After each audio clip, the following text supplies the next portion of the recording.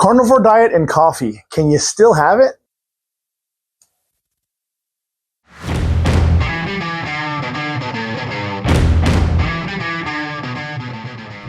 I'm a pastor, an entrepreneur, a world traveler, and a martial artist. But most importantly, I'm a devoted husband and dad with an amazing family. And the older I get, the more I realize the importance of being healthy so that I can be all that I can and should for my family. I haven't always been healthy though. In fact, I've struggled with my weight for a lot of my life. But in recent years, I found some great success in my weight loss and fitness journey living a lower carbohydrate lifestyle, particularly that of the keto and carnivore variety. Follow me on my journey as I continue to explore and share the benefits of living the low-carb lifestyle.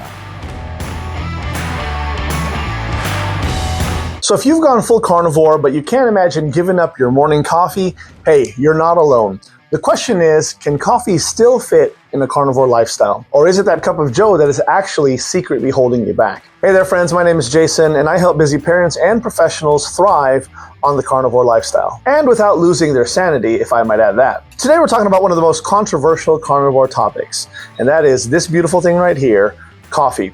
Should you keep it? Should you cut it out? Or perhaps can you just be smart about how you drink it? All right, so here's why coffee is a hot topic when it comes to carnivore circles. Now, technically, coffee isn't animal-based, right? So in the strictest sense, yeah, it's not carnivore. However, with that said, let's go ahead and be honest here.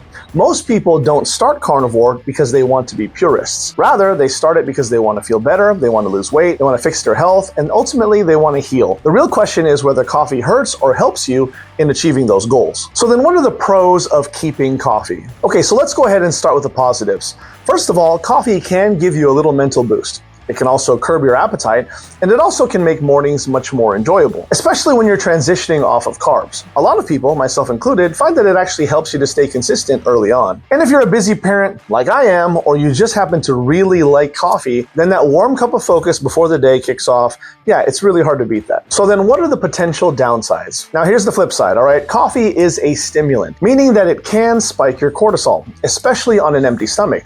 Me personally, I haven't found that. I'm actually doing fine when I drink it fast.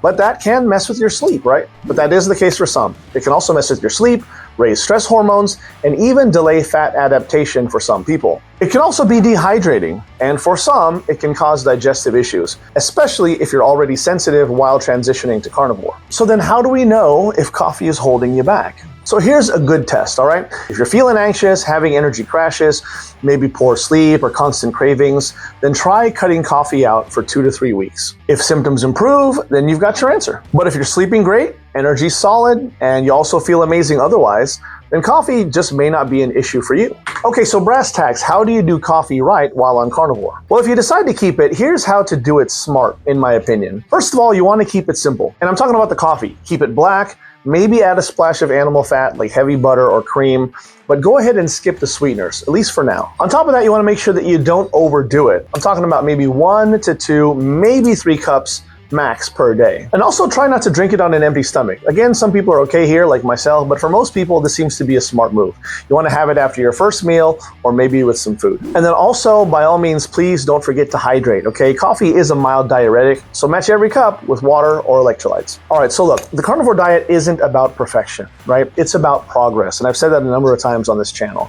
But if coffee is the one thing that is helping you stay consistent, then I would say that that's a whole lot better than quitting after 2 weeks, because you're just in a slump or you're miserable without it. And again, when it comes to carnivore, remember the goal is actually metabolic healing, better focus, and also sustainable energy, not dogmatic perfection. So yes, I would say you absolutely can drink coffee on carnivore. Just be mindful about how you're doing it, and more importantly, how it affects you. Things like your energy, your sleep, your digestion, all right? Make sure you try it both ways and see what feels best for you. That's it, my friends. Let me know if you've experimented with quitting coffee on carnivore. Go ahead and drop a comment, right? Did it help you or did it make life harder? Let's see what the community says. And by the way, if you're still new to carnivore, then please be sure to check out my entire channel. I got a whole lot of videos here, and make sure that you subscribe. And also don't forget to hit the notification bell. That way you don't miss out on any more hot new carnivore content that I got coming down the pipe just for you. This is Jason with the Low Carb Lifestyle. I'll see you next time. Take care.